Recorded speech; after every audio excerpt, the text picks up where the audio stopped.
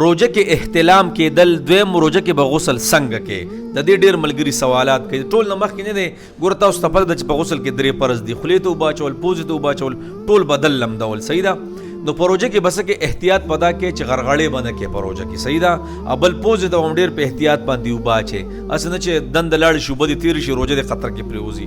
نو غرغړې به نه کې، بس عامې خولې ته په قلار اوبه واچوه، خوله کنګال کوه، بس وکړه، غرغړې به نه کې. او داسې پوزې ته به هم په تیز باندې اوبه نور ولې چې دننه ځای یو قسم لاغه تریخ شي وغیره، ځکه چې دننه به اوبه لاړې شي، دې کې به احتیاط کې.